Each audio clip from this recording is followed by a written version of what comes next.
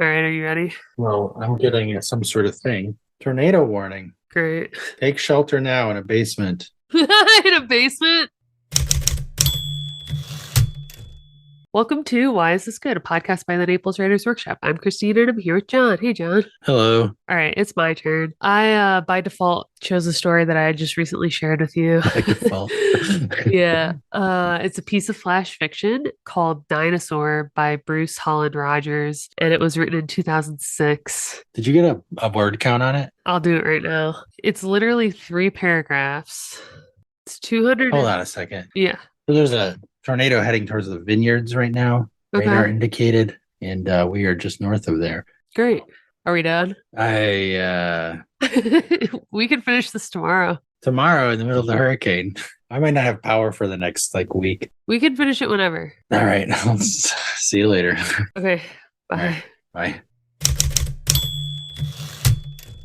Welcome to Why Is This Good? A podcast by the Naples Writers Workshop. I'm Christina and I'm here with John. Hey, John. Hello. So the last time we tried to record this podcast, there was a horrible natural disaster, and we're going to try again. It interrupted a very, very short story that I picked for my turn. It's called Dinosaur by Bruce Holland Rogers. I think we knew the word count at one point, but Well, it's you were three. looking it up when tornado warnings were going off.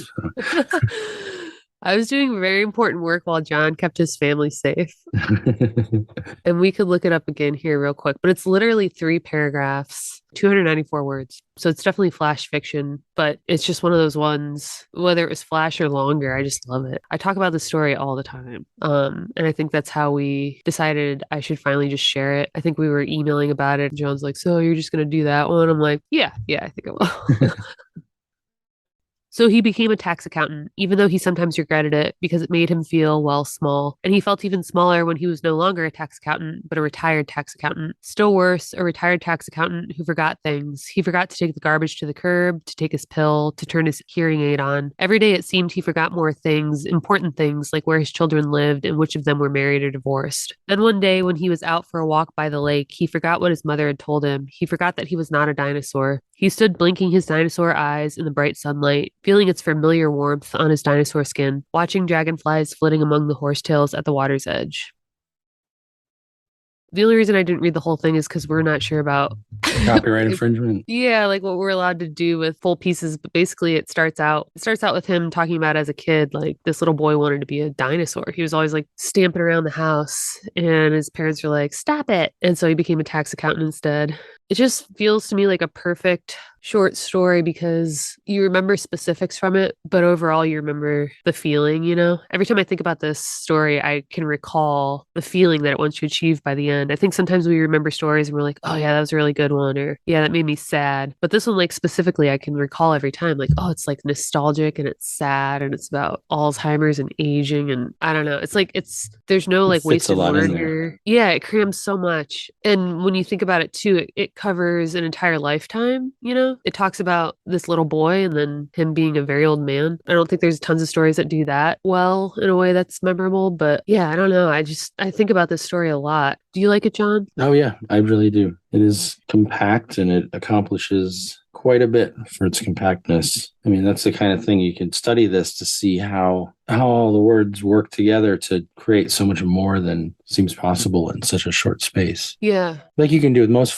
really good flash fiction is Hmm. see how things can be suggested without being said. Yeah, I think what's interesting about this, to that point, your point about like things being suggestive versus said, is that this seems to be written about a guy, like a boomer or older, who chose this path in life that was like typical and safe and mainstream. And he seems to be of a generation that wouldn't necessarily tell anyone, I used to act like a dinosaur as a kid, you know? So we get through this short story insight into what it was really like for him to choose this safe, predictable route and to realize that by the end, even though he had a family and he was successful, that he wasn't fulfilled. It just seems like a unique character to kind of be able to pull out this much emotion when this is the type of character that maybe in real life would be reluctant to talk about their feelings, like their internal world. And so there's lines like the one that I just mentioned where you're saying like things suggested versus said. said, where he's like, so he became a tax accountant, even though he sometimes regretted it because it made him feel, well, small. And this is like written in, like close third. He's not saying, I feel small, but the narrator is suggesting that, this is how he feels. I'm impressed that way, that you can pull so much out of a character that probably wouldn't want to talk to you in real life. Yeah, I don't know. I mean, I think that's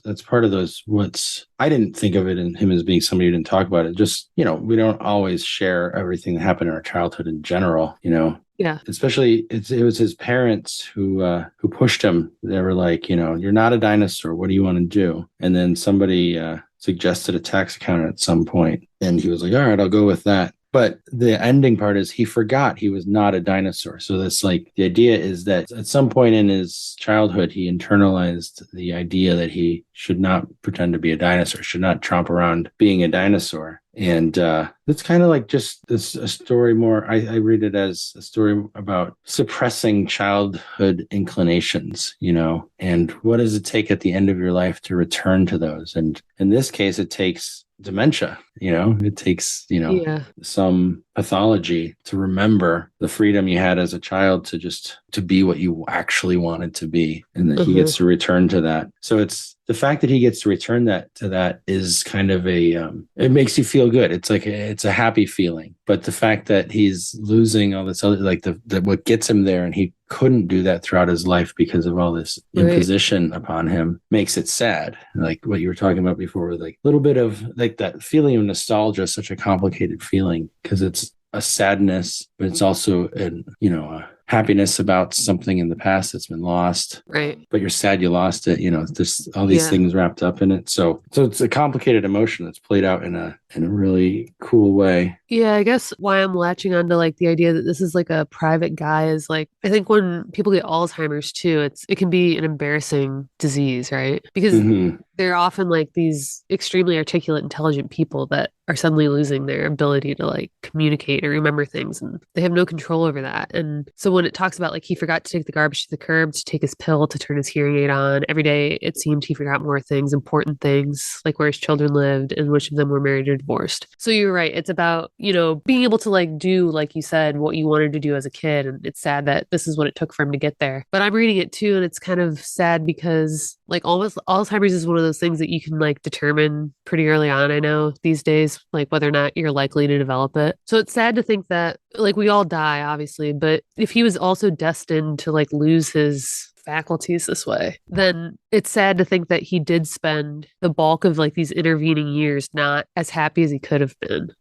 The story it starts off as like he's being something. And then his mother says, you're not a dinosaur. And his father asks him, what do you want to be? And then the second paragraph is all concerned with, what is he? Who is he? Right? Is he a teacher? Is he a tax accountant? It turns out he's a tax accountant. But now he's a retired tax accountant. And now he's a retired tax accountant that forgets things until the end. Now he's a dinosaur. So it's wrapped around in like what he gets to be. Who is he? It's this like overriding question for his whole life. And he only gets to be what he really is when he loses everything else. And Alzheimer's is the way that he loses everything else. I think what I like about this too is obviously that his dream as a child was not to be something you can actually be, right? You can't be a dinosaur. That's right. Yeah, not just because it's not a career and doesn't make money, but because it's physically impossible.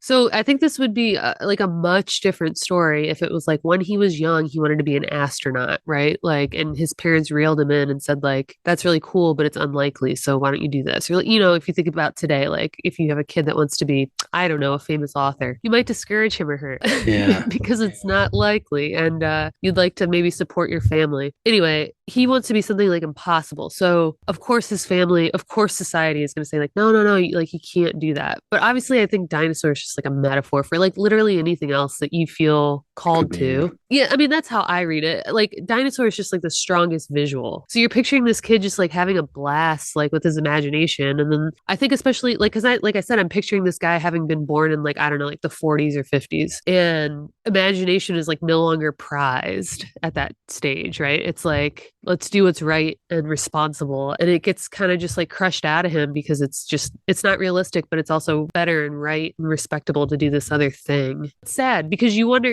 wonder what this guy could have been if he was allowed to be anything. He might have just been like happier in general. We don't get a lot of insight into these intervening years for this guy, but you get the sense that he resigned himself to something. We don't necessarily know that he found other ways to be happy. We get the sense that he had a family and he had a career and he was well off. And like, this is probably the worst thing that happened to him is that he's going to go out this way with like Alzheimer's, you know? It doesn't talk about like, and then he lost his job and then he became an alcoholic. No, like he had a very nice life, but like internally, it sounds like he wasn't totally fulfilled. And that's what's sad is like to think about people that have to admit to themselves that what they really, really want, they might not get. That's the overwhelming sense for this story, you know? And what I think about these stories too is like what his obit would read like. His obit would be like he was successful and he was a happy family man. And it would also be like the flattest obit ever because you would kind of realize to yourself that there's something missing in terms of like a spark in this guy. It was gone. There's tons of men, and I am speaking about like men in particular right now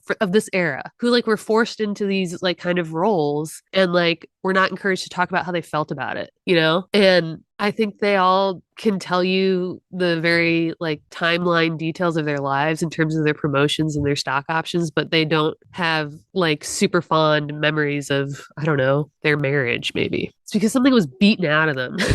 Yeah, there's nothing in here that's, I guess, what's specifically time bound is tax Nothing. accountancy, maybe the discovery of the dinosaurs. It had to be after the dinosaurs were known to exist. I have no connection to time at all when I read this story. Like I can read the story and project it as his childhood happening now and his dotage happening now, right? Yeah, I guess I'm reading it. It was published in like 2006. When I first read it, it was probably literally like 10 years ago. And so I'm thinking to myself, like 10 years ago, this guy was 80 or 90. And so you're just projecting backwards from there. Yeah. It's an interesting feature of reading how we place things in our landscape of understanding, you know, like for me, when I read the childhood section, I think of it as happening now. Because maybe it's because I have kids, I can like see them. They pretend to be things, you know. I remember when they were young, they like to pretend to be the big bad wolf and stuff. Now they play different games, but they're always pretending, right? So I can totally see that this is happening now. And then based on that, I don't project that childhood back in time. Okay. But if you read the story as a whole, it makes sense what you're talking about, where you read you get to the ending and you're like, okay, so this person must be older. Therefore, let me do the math, and he would have been born this time, so his childhood would have been then. It's just such an interesting feature of reading. You know, it's something to think about as a writer, that if you don't put the specific clues in, your readers are going to take it the way that they're in. Like maybe there's different reading styles, or certain readers do the math and certain readers don't. I don't know. But if you don't have a specific clue in there as to what the time is, somebody's going to assign it to a time that you might not think about or might not have intended. And they'll interpret it along those ways. They'll kind of like read into its themes as if it were the way that they've read it. I don't know. When we talk about flash fiction and what it suggests, like as a writer, you're not always paying attention. You're not always suggesting things that readers are going to apply it to. I don't know if that's not a problem, I don't think, for writers, but it's something to definitely think about as you're writing, is if you want to be very specific about time period. Yeah. Or if time period doesn't even matter and you're like, that's fine, where they can assume it's 1790 or 1940 or whatever, then you can approach it in different ways. Yeah. I have a tendency when I write stories not to include things that like give away that it's like 2022 or, you know, modern times. So like I almost like never mention like cell phones. If it's like there's certain things like that where I like leave it out because I don't want it to like, I don't know. I don't even like brand names. Like I won't say like a Pepsi. You know what I mean? Oh, I know exactly. I feel like I write in the eternal 90s. Like all my characters, everything happens in the 90s. Yeah.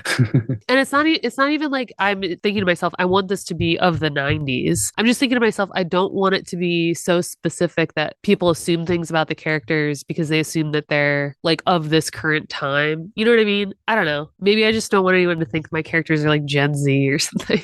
And I'm sure there's someone that's articulated this before where like every writer probably writes like of their time in a way, right? Just like every old person. Yeah, like you can't help it, but you also are probably like of the mind that like these are the good times. These are good old days. Yeah, so like a story like this, you're right. There's nothing specific except that I am like just kind of making assumptions and like doing the math and stuff like that. But I do think too that whether or not you intend to do it, and I could ask this Bruce Holland Rogers guy, like how, you know, like what generation is this guy from that you thought of? And I'm sure he has like some kind of an answer. But if I was going to write this character, like I couldn't help but bring my own like sensibilities to it, and then it might just read like a different era because that's just what I'm like familiar with. Like I can't help but just infuse that. So I imagine he's writing about this and like he probably can't help but like think about, I don't know, his own dad or, whatever it is. So there's like things like that this might not be the best example because I did do like kind of probably mental math the first time I read it, but there's just certain things that you can't help but bring to a character that are going to make them of that time period. Like, You so know, even though I never mentioned like a cell phone, there's probably like tendencies and quirks that my characters have that are like very modern, when you think about like, I don't know, any like modesty or like courtship. I don't know. Those are probably like some of the most obvious things that you could look oh for. yeah. Like, yeah, there's a difference between writing someone who's living in 1320 and somebody who's Yeah.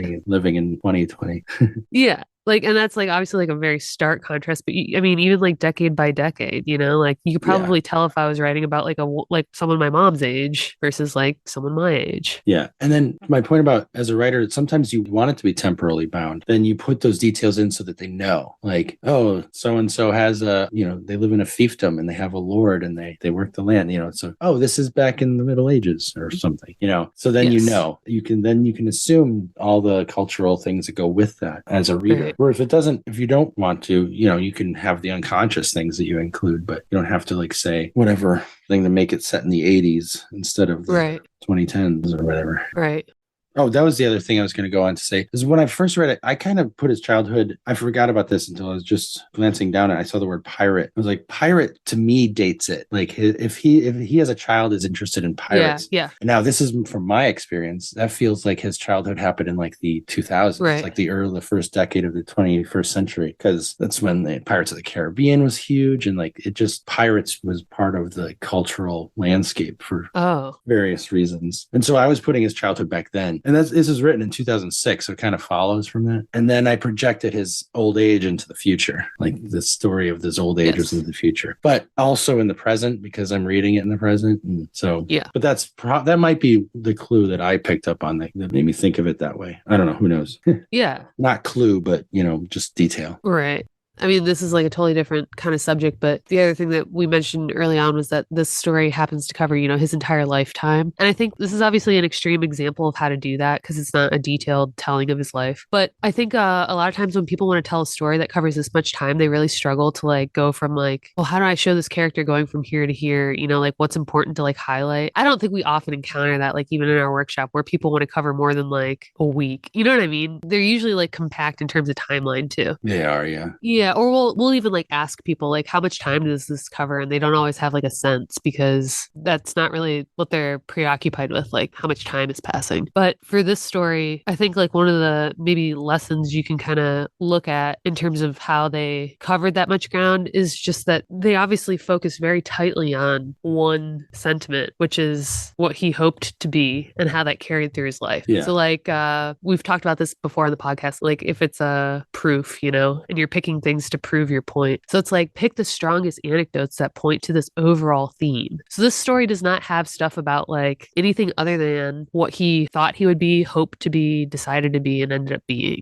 like, and it's kind of career wise, but like imagination wise. And I think if you're thinking to yourself, like, I want to tell the story of like someone's life, but you want there to be like a takeaway more than this is a step-by-step biography for the historical people that like want to know everything about like, I don't know, President Garfield, my favorite. So unless you wanted to do like some kind of like blow by blow for this like historical fiction, then it is best and strongest for you to like try to stick to a theme in terms of like what you're going to cover in this person's life, That's because like I said, right, we don't know much about this character other than what he wanted to be. This story focuses, like you said, on the moments where his kind of sense of identity changes. Like, who is he? It's a dinosaur. Maybe it's some kind of hero. Oh, I guess he's going to be an accountant. And then, all those different changes in his identity. I could see a version of this where each of those moments is dramatized in a scene instead of just kind of like being the subject of a sentence because this is only 300 words. Yeah. And then you get a 3,000 word story that dramatizes each of those moments, but then covers the same amount of space. And you would find additional things and additional emotions and maybe even a few additional themes to kind of explore with that. And then you could even extend it out into a novel. But the key that you're pointing out here is that you find what are the important individual moments that build up the story you're telling. This seems obvious because, we're storytellers, so you find the pieces of the story. But the story only happens in those things where the main thing you're showing us is changing.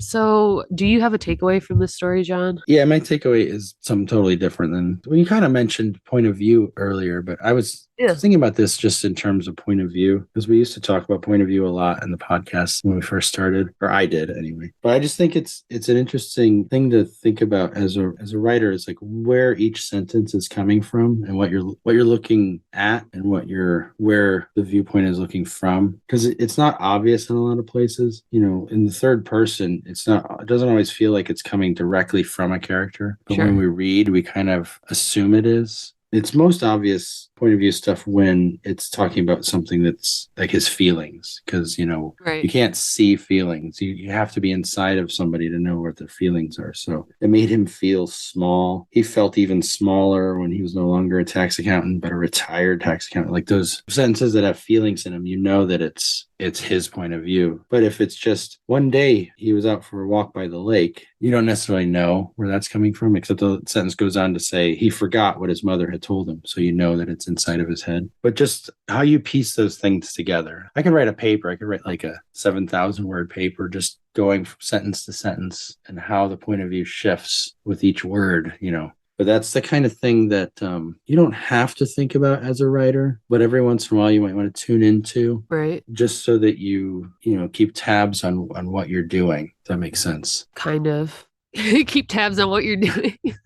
Well, I think a lot of writing is intuitive. You just kind of write it and then it's on the page. But I think one of the most important things about writing is going back and making sure that it's a craft. So you have to craft it. Sometimes your first guess is wrong. So your intuition it gets you partway there, but not all the way there. So going Right. back and paying attention to those things can help make sure that you get the story to express what you're trying to get it to express. And viewpoint, Right. I've been reading a lot of stuff lately. I finished that other paper and I've been thinking about another paper, just concentrating on point of view, because I feel like point of view in certain ways kind of dictates everything in Hmm. fiction. I mean, I think you can analyze fiction in different ways so that whatever thing you're looking at dictates everything. But at the moment, I'm thinking a lot about point of view. Yeah. I think my only kind of takeaway is that because this is such a strong story, I feel like I remember all of it. But I think what makes it strong is not just like the length or anything, but like we talked about how all of the points just connect to that main theme for this character's life. And I think a takeaway can kind of be like we said, if you're going to write a longer story that encompasses like years and years, like stick to a theme. But I think the reverse is true too. If you have an idea for like a theme for a character's life, there's something about like the length that does make it strong. It's not like, wow, I can't believe they did all that in that small package. It's like, no, it's the small package and that small delivery and it's like contained and it's like concentrated. Yeah. So I think if you have a really strong concept, like see if you can do it like really short. I like that because that's kind of what I was talking about before with if you have a theme and you just focus on just those moments when that theme is being expressed, like I said, you could expand them into scenes, you could do all this stuff, or you can just distill them down to their essence and just get right at what that core Yeah. emotion is. If you do start broadening it, you're going to discover more themes. You're going to discover Right. other things to say that kind of go along with it. And that distills it. That kind of, not just the opposite, that Dilutes kind it. of dilutes it. Yeah.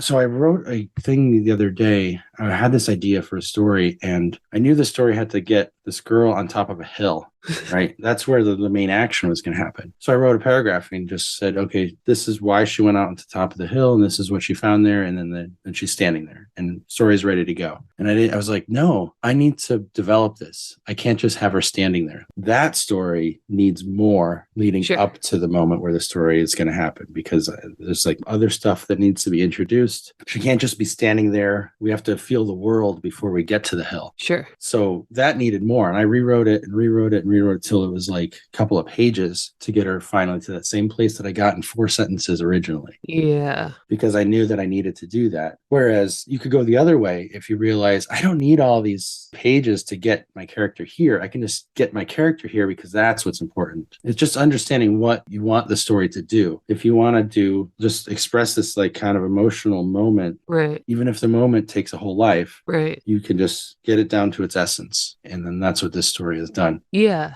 Like you said, like maybe for your story, you realize that in order for the reader to like appreciate that emotional arc at the end, they needed that backstory. And like for this one, it's just kind of like, do we need the whole backstory or do we just need to know that he used to want to be a dinosaur? Yes. That's right. You don't need to know like what his favorite color was. No, or like, what his parents' backstory was, or like even what era it was. He's waving his arms, snapping his massive jaws, and tromping around a house. We don't need to know like what kind of floor, if it was linoleum or tile or whatever. We don't need to know Yeah. the walls or the color or any of this kind of stuff. We just need to know that this is how he felt. He felt he was a dinosaur. Yeah, we talk a lot about that when people think that they're writing like really strong descriptions of things. And it's like, yeah, these are great adjectives. But when you tell me 3 times that a character's like got a blue shirt on, it makes me pay attention to details that don't matter, And this is Yeah. just like boiled down to like, just pay attention to the dinosaur. That's all you need to know. Yeah, it's so strong. We've talked about this too in the past, and I've given the prompt before. But if you've ever written a longer story like Your Girl on the Hill, a good exercise is to tell yourself, I have to reduce this down to 300 words. Like, can you do it? Can you achieve the same emotional arc? And if you get really serious about what you're writing, you probably can. And then it helps you to like blow it back up if you really want to. Even like if you had to describe, when people say like, what's your story about? You have to be able to describe it pretty succinctly, or else like the elevator pitch is the essence of it. If you can't do that, then you probably need to focus a little more to get the